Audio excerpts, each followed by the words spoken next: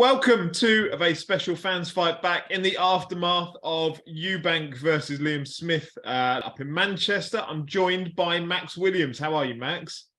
I'm good, mate. Like yourself, I'm a Eubank fan, so I'm a little downhearted. In mourning for the day. Pardon? In mourning for the day. Yeah, I think so. I think he's one of my favorite, if not favorite fighter. I know he's many people's least favorite fighter, but yeah, I think I really liked him. I really do like him still, obviously. So it was a tough one, but yeah, and that's the sport, isn't it? I think I've been an unashamed Eubank fan, as you have, for a number of years, which 100% is vicariously me reliving my childhood of watching his old man through him.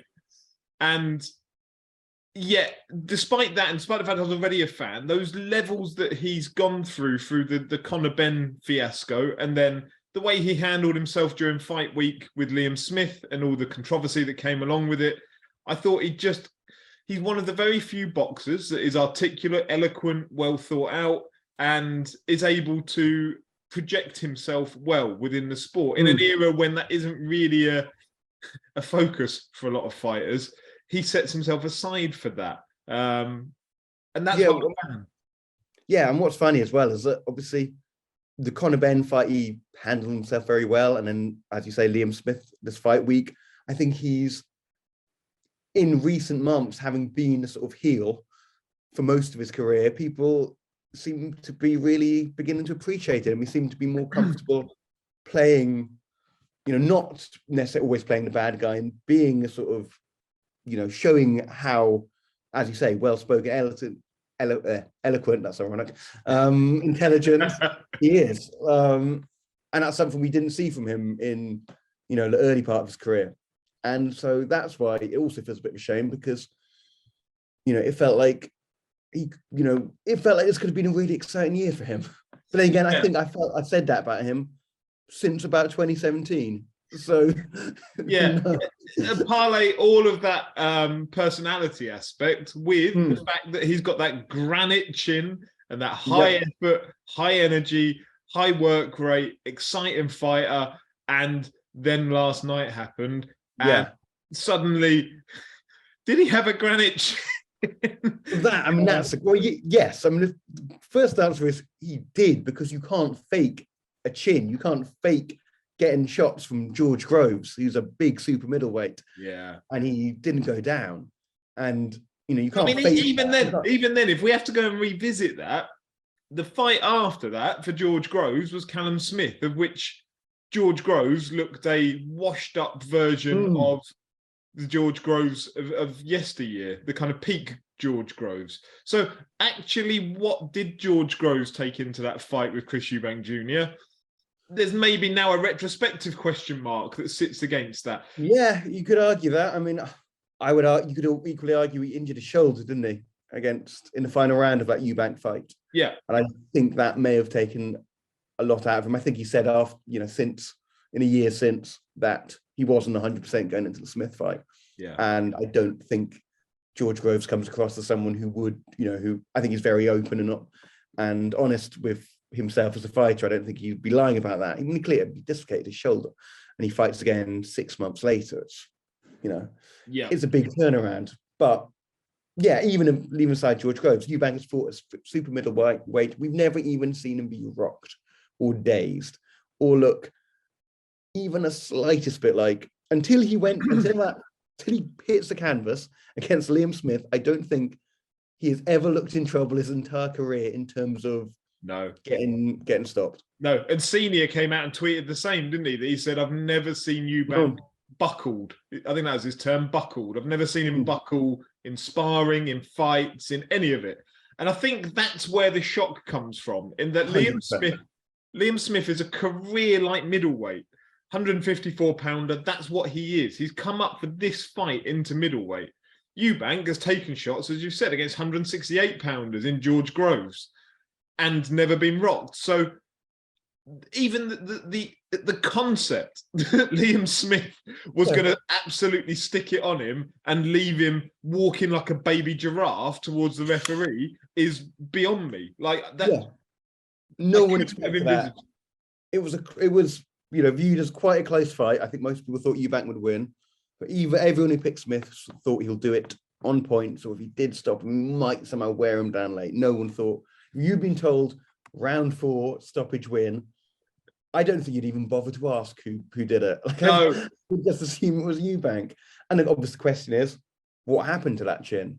And I guess there's only two real theories. Is that number one, it's to do with his age, and he's 33 years old, which is getting old. The sparring adds up. He's had 34 fights now, and it does. I think your punch resistance does decline as you age. And obviously, the other thing is going up and down the weight, especially for Conor Benn. How much did that take out of him? How much does being at middleweight? I mean, that's the other thing, is that he's fought at middleweight most of his career. He goes up to super in his late 20s. Yeah. But he's now at the age where most fighters will be going up in weight. You get bigger as you get older. And I don't think there's anything that you can do to prevent that or stop that. So everyone's saying now, was he at the wrong way? God knows. I mean, it just vanished, didn't it? It just went. It was like it was never even, as you say, it makes you wonder, was it even ever there? Yeah. And then you start, I've sat and I've reflected on it and thought, was there a reason, the Golovkin fight? I've heard various reasons why that Golovkin fight never happened, from Eubank Senior dictating what the ticket prices would be, through to lots of other things that they couldn't find that agreement. But ultimately, was it that they knew? Was it that they knew that there was a problem fundamentally with Eubank's chin, and that isn't really the right fight to be going into, and therefore you get out of it? I don't know, but if you look back, he's never fought someone renowned as a puncher. Spike O'Sullivan, maybe. Spike O'Sullivan early in his career was kind of seen as a heavy puncher, but not a lot else kind of to it. Smith isn't renowned as a puncher. No, and this is a thing. So let's give Liam Smith his credit here, I suppose, because it's very easy to overlook that and focus on where it went wrong for Eubank, but where it went right for Liam Smith. Because after 3 rounds, I thought Eubank's 2 rounds to 1 up. In my view, I thought it was fairly obvious. Yeah, Smith won the first, then kind of stopped working through the second and third. He was stalking. He was kind of almost waiting, setting traps for Eubank that Eubank just never bit on. Eubank was quite happy boxing off the ropes and then stepping in that lovely jab. And I thought he was really finding a home for that jab in the second round.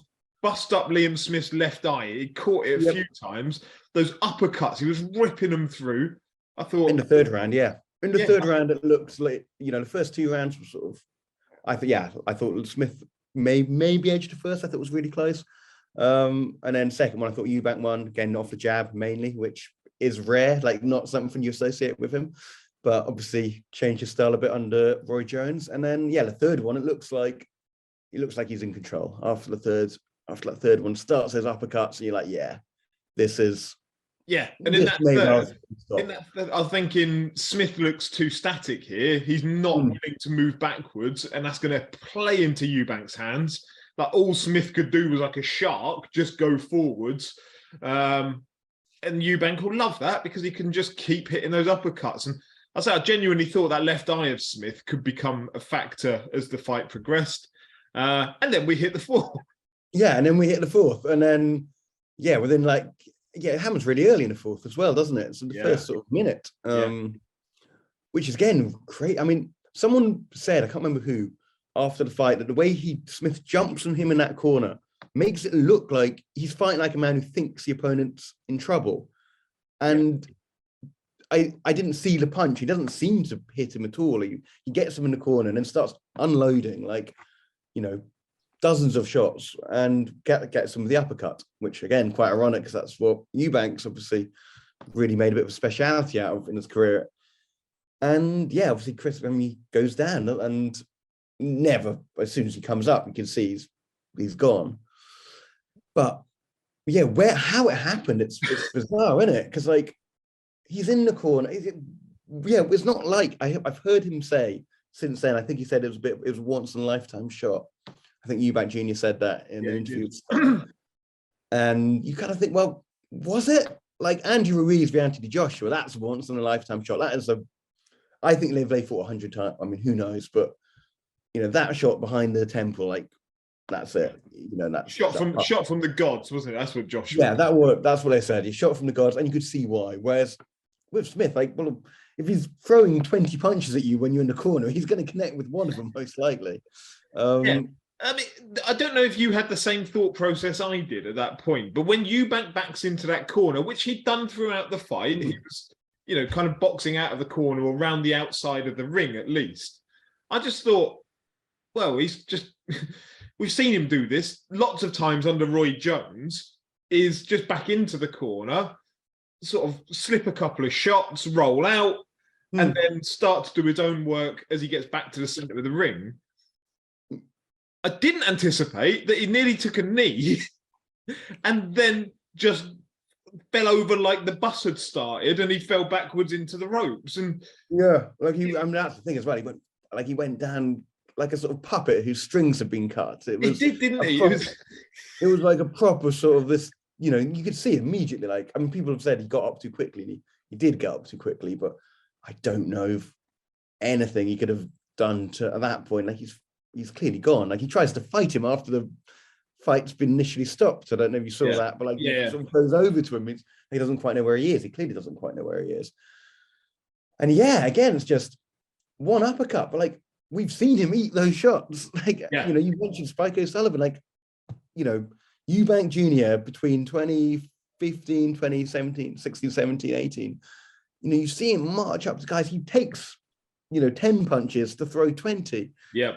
And he ate them. He never even, he had a head of steel. Like, and, you know, it's not, you could see where he got it from. He got it from his dad. So, yeah, why this uppercut gets him and why he suddenly, you know, turns into sort of Amir, you know, no offense to Amir Khan, but some, you know, why suddenly looks like, yeah, completely incapable of taking a shot.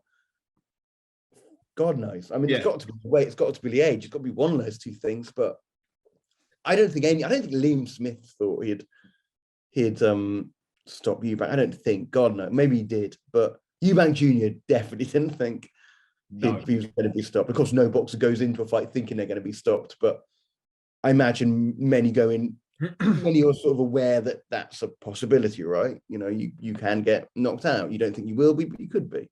But yeah, I mean, if you were going to, before the fight, draw up, if I was in Eubank's team and I was drawing up what are the risks of the fight, it's very much that you're fighting somebody who's a very technical boxer who will cover up, come towards you, and maybe outwork you over the distance. You wouldn't highlight power as being one of the things that you need to be concerned about. Your game plan would be, you know, worst case scenario you would think would be it's 7-8 rounds down and we're losing. Like, he's beating us to the punch, he's outboxed us. Now we need to sort of get ready for that final push, see if we can do it as he sort of did against Saunders and Groves unsuccessfully. But that's what you would think about, and understandably so. If you look at Liam Smith's, it's not much over 50% from what I recall his KO rate. Yeah, I think they showed at a lower weight as well. a lower weight, and again, you've got to bear like lots of KO rates, of course, are going to be massively inflated, right? Because I assume your first 10, 15 fights as a pro, you're fighting binmen or the like.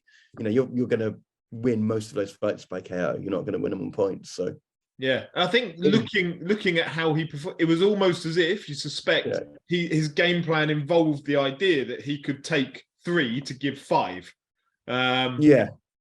Or take 3 to give 3 more significant shots that would ultimately benefit him through the fight. And that's maybe where it all unraveled a little bit for him, is that he didn't realize quite, you know, the shots that he was going to be taking. But you could have given him a 25 count after that first knockdown, and I still don't think he would have been in a position to carry on, which surprised me that Victor Lachlan then allowed the fight to carry on after that. You can understand, you know, he's A side, it's a big fight on I don't. I hate this subjective element of like, it's a big fight, it's a once in a lifetime opportunity. He's got this reputation for a granite chin. The guy could barely walk in a straight line. He looked like me getting home at 2:30 in the morning after a night on the piss. There is no way he was in a fit condition for somebody who's not got any wear and tear on them in the fight to just go into again. And it took Joe McNally, Liam Smith's trainer, once the fight had ended, to come in and, as you kind of alluded to earlier, stop Eubank from thinking there was still a fight going on. Roy Jones Jr. didn't. Roy Jones Jr. was quite happy in his corner with a towel in his hand. It took Joe McNally to jump through the ropes, Liam Smith's trainer, and hold Eubank and stop him from, which tells you what state he was in, is that he didn't realise the fight had ended. Victor Loughlin should have just called it at that point. The guy, he couldn't, he'd stiffened up. It was all wrong. It looked wrong. And Victor Loughlin has been involved in numerous fights with bad outcomes. I'm surprised that he was so willing to allow that to happen, given some of the respective outcomes that have happened in the past. That's a fair statement. And I mean, no one's ever going to sit there and sort of say, it's never a bad argument to say you should stop a fight soon, better too soon than too late, obviously. But, I do think you've got to slightly take into account, or if you're a referee, you are going to think a little bit about like this guy's, supposed granite chin. And also the fact we've never seen him down before. You don't know how he's going to, because obviously some boxers go down, like Tyson Fury, for example, obviously went down against Wilder 4 times now, heavy, at least 2 of those times, and gets up and continues boxing as if nothing's happened. So, I mean, the other example, I suppose, is always that Carl Froch, George Groves first fight, where Froch gets hammered on the chin in round 1, doesn't remember the end of the round, doesn't remember what's been told to him, but goes on and strengthens up during the fight. So there are, of course, examples where you probably sensibly you'd have called the fight off. However, that fighter went on to regroup, recover, and win. But just the physical state of Eubank when he was back on his feet, to me, was quite frightening that you would even consider, all right, let that man have another fight. Let's go. Well, I mean, perversely, which probably may even prove your point, but because he was so sort of discombobulated, he basically went down again almost immediately. Yeah. So there wasn't. I'm not even sure if Smith connects again. I've not really seen the replay, but I think he might more or less. I think he tries to grab Liam Smith, and then just falls over pretty much immediately, which suggests, I don't think he took much additional punishment.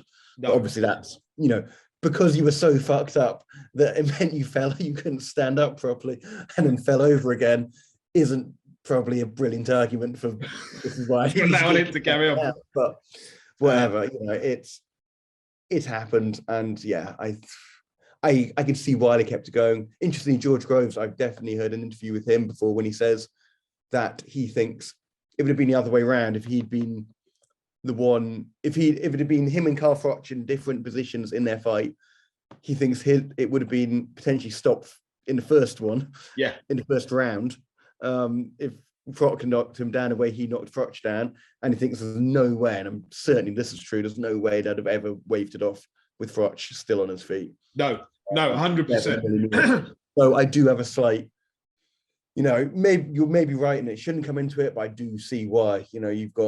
I can see why the bigger fighter, the bigger name, a man who's famous for never even getting seemingly hurt in his career goes down. I can see why you give him a chance to keep fighting, even though, as you say, he was, I think the technical term is fucked. But well, so it happened now. What does this do now for? And again, it's almost easy to overlook the fact that for Smith, this could be career changing at his age. I mean, we probably know what his ceiling is to some degree, Liam Smith. We've seen him beaten by Jaime Munguia. We've seen him beaten by Canelo. We've seen him beaten by the Russian fella, albeit that was a little bit controversial. Like, maybe we could... To me, it feels a little bit like Sky are probably this morning going, oh, bugger. Oh, like, one thing I think you've got to say, whomever you were supporting, even if you woke up, if you put £1 million on Liam Smith winning in round 4 and you're currently waking up in a penthouse in Vegas, good for you. But this result for British boxing, it's a bad result, and that's just because the more commercial, someone who was much better known, who seemed like he had more miles left in the tank, a more unknown box office quantity, Eubank Jr.'s lost. Like, I'm a Crystal Palace fan. If we beat Man United in the FA Cup, it's bad for the commercial aspect of the competition. I don't give a shit, but it's bad for the competition. Obviously it is. Ditto. It's not good for British boxing. No, it's second or third, I don't know, most marketable fighter, probably third, I guess, has just been stopped in 4 rounds against, by someone who's clearly very, very close to the end of his career. Yeah, it's just, it's not good for that. So what? Yeah, if you're Sky, you're kicking yourself. You're fuming. I mean, it really reminds me of the David Haye Tony Bellew fight. You know, you've got the charismatic Hollywood type A side going up against a less well-known, well, both from Liverpool, both Scousers, and everyone expecting the A side to win, and then them not. But that was also a bad result for boxing, because if David Haye had beaten Tony Bellew, he'd have probably fought Anthony Joshua, you think, and that would have been a huge fight. I mean, don't think he would have won, but that'd been a huge fight. It would just never happened. And there'll be people out there saying, well, that's not Liam Smith's problem. No, Absolutely it isn't. Absolutely, Liam Smith, brilliant for him, well done. Like, he couldn't have asked for a better result, and hopefully it opens doors for him with a Golovkin. Well, rematch clause, isn't there? Yeah, whether we see that, I'm not sure anyone's going to be jumping to do that immediately from the Eubank side. We shall see. But irrespective of any of that Liam Smith side, what you're saying is 100% correct, in that Liam Smith, with all due respect to Liam Smith, is not the kind of man that you see on the front cover of lifestyle magazines. He's not the kind of man that you see on Good Morning Britain. He's not the kind of man that carries a show. And I know they're talking about, oh, we could do it at Anfield. The only fight I believe that does Anfield is Chris Eubank Jr.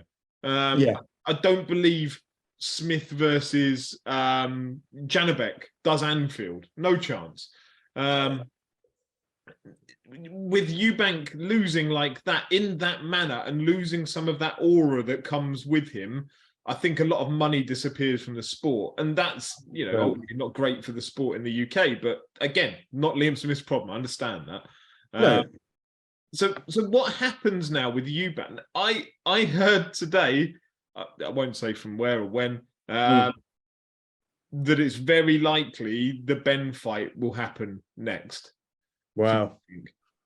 God, I mean, it's possible. I know Ben did a Instagram post, that you've seen it. I saw it. I thought, which, you know, I mean, saying, oh, lucky for you, the fight never happened. No, Connor, unlucky for him, the fight never happened because you failed a drugs test. Two drugs tests.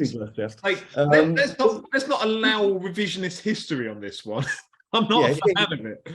No, but I mean, the one thing you do also wonder is if that fight had happened, looking at 157, looking at what happened last night, I don't know. I mean, not everybody, but large sections of the boxing community laughed at Eubank Senior, called him a madman for saying that this is legalized murder. If you let my son in there at 157 pounds, this is legalized murder. It's not safe for him. This is the same man who'd recently lost another son to an accident out in Dubai, Middle East, wherever it was. He did not want to see his son drained down to 157 pounds. We might now understand why that was. And actually, the words of Eubank Senior are very, to me, they're very prominent and true right now, that he should not have probably been looking at that. And fair play to him for doing it and still going ahead and doing it anyway, even though the fight never happened. He still weighed in at that amount just to show he could. Doesn't mean he should. And yeah, with all the circumstances around Ben from that fight, thankfully, he got caught. And I say thankfully he got caught because what if he'd have gone into the fight and those substances never showed up on a test? Then what happens if something bad happens? Yeah, I mean, yes. Who knows? Who knows what could have happened? And it's, and if you're, for Eubank, I imagine you'd rather lose to Liam Smith than Conor Benn. I'm sure you wouldn't want to lose to either, but yeah, that's very true. Maybe the Ben fight happens next. I don't know. I would think he'll try and do the rematch. I would think, but I could be wrong. I don't think he retires for sure. It's just, I mean, the one thing, again, which we've talked about a bit, if you think about 5-6 years ago, You look at the state of British boxing with Joshua, who had, peak of his powers, just beat Klitschko. Let's take 2017, Joshua's peak of his powers. You've got Eubank, like very much a coming man. You've got George Groves, you've got Amir Khan, you've got sort of Billy Joe Saunders, James DeGale, world champions, Tony Bellew, David Hay, of course, on a comeback. Like big names with big, exciting fights, some of which happened, some of which didn't. But there's so many. It just felt really exciting. It must have been like Cool Britannia in the 90s kind of thing. And now, but yeah, now you look at it now, and it's like, who's left? I mean, you got Tyson Fury, sort of the one person who's now on the scene who wasn't there. Other than that, I can't think of anyone. Really, I mean, Eubank Jr. and Joshua sort of still there, obviously, but they've both lost. Most of the people we've just named have retired. So yeah, you're kind of, not to put any additional pressure on the man, but Anthony Yard, you need to do a job next weekend, my friend. Yeah. If you turn over Beterbiev on home soil, you become that almost next in line to Fury for being the biggest. Yeah, I mean, it would have to be. I mean, Daniel Dubois, obviously. I'm Joe Joyce, I guess, has sort of turned up, but he's not going to be around forever. So yeah, it's tough. I mean, it's sad, and I think it sort of needs to be a new wave. Yeah, I think almost. I don't know. There were wise, knowledgeable people in boxing that said Liam Smith would win this fight, but if you took the general consensus point, it was that Eubank wins the fight, and then we're looking at Golovkin maybe in the summer, and then who knows? Like, put him into that legitimate world title scene to kind of maybe have a 2-year run at being a world title holder, and in that same instance, headlining Sky Sports, bringing through a younger generation with him, so somebody's there to anchor the cards at the top, and then you start to introduce that next kind of generation of superstars, and we go back to.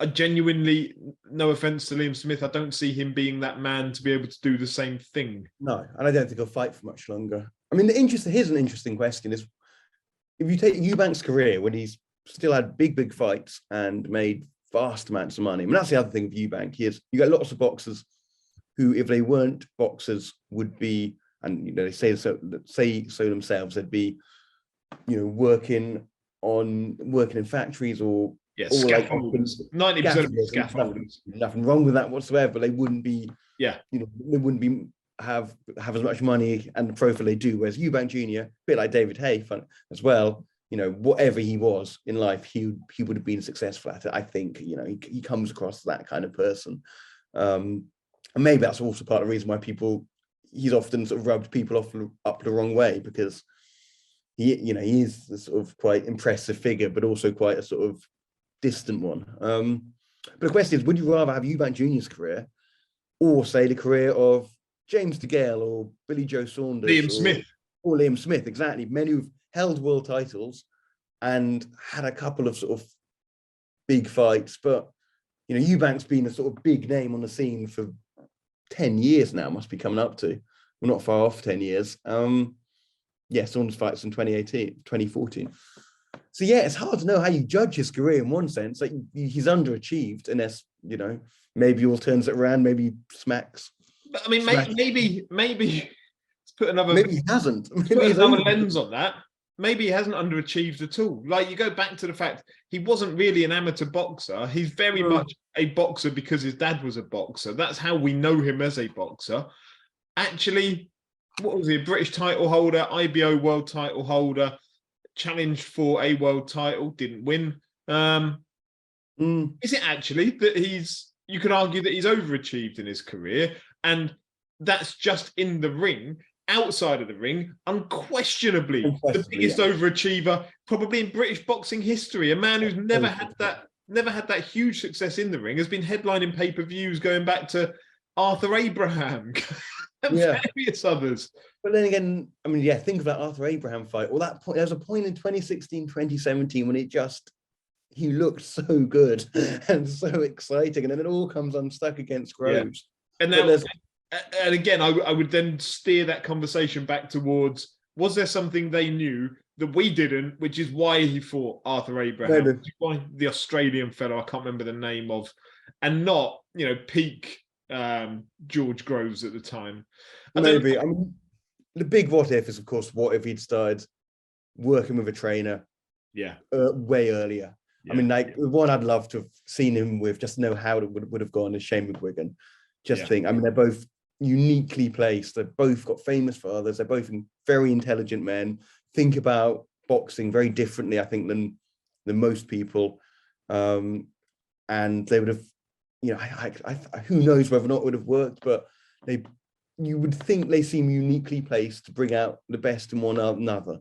And who knows, but I would love to know what would have happened. To me, that's the big what if is what if, it doesn't have to be McGuigan, but especially McGuigan. What if he joins up with McGuigan in 2014, 2013? And stuck there.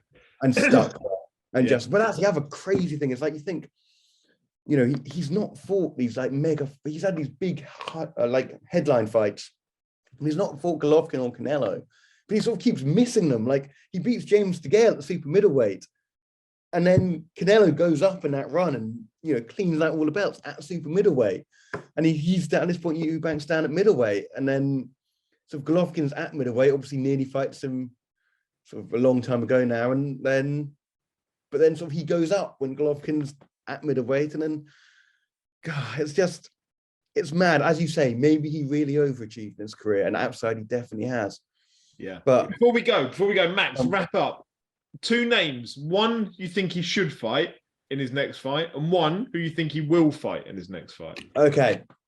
I will fight. I think he'll fight Smith again. I think he'll take a rematch. I think there's no time to rebuild at his age. He might fight Ben, but he seems like the kind of man who would want. Well, you say he would want to achieve revenge that, but again, he never fought Saunders again, did he? So yeah, I think he'll fight Smith again, would be my guess. Who should he fight? I mean, it's hard. You can't do a rebuild job at his age. So it's kind of big fights or nothing. To be honest, I think he probably should take the Smith rematch, even because, the Ben fight's maybe the big money one. So maybe Ben, but that's, I don't know. I don't know if it's lost a bit of luster now. Who knows, mate? But right, we must wrap it up. Max, we must wrap it up. So much. Join us on PitchBoxing, Fans Fight Back special. Let's see what happens next with Chris. Congratulations once again to Liam.